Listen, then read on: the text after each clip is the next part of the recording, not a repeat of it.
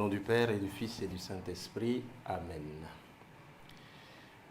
Esprit Saint, viens nous éclairer pour que ce moment de partage de la parole soit fructueux et que nous ayons la lumière dont nous avons besoin pour pénétrer le mystère, ton mystère, toi qui es vivant maintenant et pour les siècles des siècles.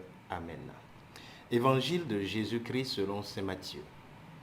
En ce temps-là, Jésus était entré dans le temple et pendant qu'il enseignait, les grands prêtres et les anciens du peuple s'approchèrent de lui et demandèrent « Par quelle autorité fais-tu cela et qui t'a donné cette autorité ?» Jésus leur répliqua « À mon tour, je vais vous poser une question, une seule. Et si vous me répondez, je vous dirai, moi aussi, par quelle autorité je fais cela. Le baptême de Jean, d'où venait-il? Du ciel ou des hommes ?» Ils faisaient en eux-mêmes ce raisonnement.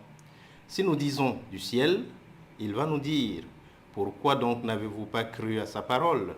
Si nous disons des hommes, nous devons redouter la foule, car tous tiennent Jean pour un prophète. Ils répondirent donc à Jésus, nous ne savons pas.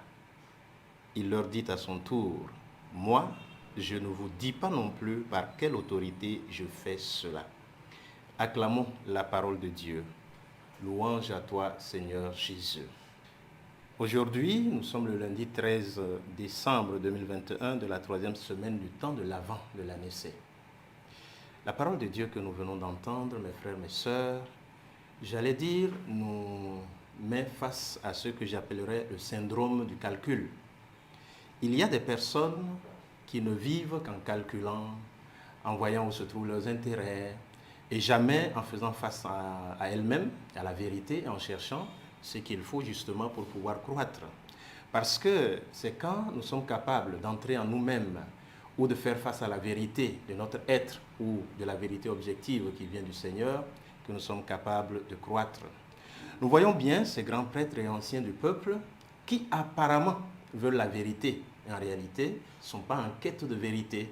Ils sont plutôt en train de voir comment ils peuvent garder et sauvegarder leur position, leur place dans la société. Et ils font semblant de demander à Jésus, qu'il leur dise où se trouve véritablement la vérité et qui il est. Et Jésus, les connaissant très bien, leur renvoie la question. Pourquoi Jésus ne répond pas directement? Parce qu'il sait qu'ils ne sont pas en quête de vérité.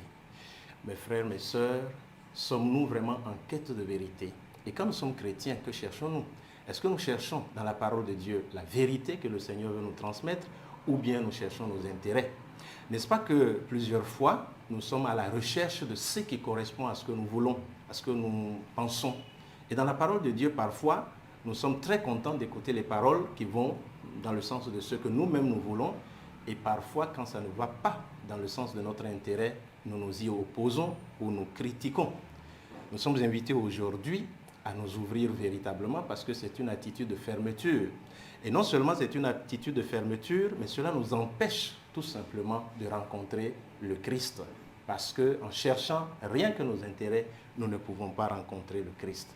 Nous allons demander au Seigneur dans ce jour qu'il nous aide pour que nous puissions nous ouvrir, que nous prenions des risques, que nous sortions de la dynamique et de la logique du calcul et des intérêts pour nous laisser entraîner par la vérité du Seigneur, parce que lui, il est la vérité.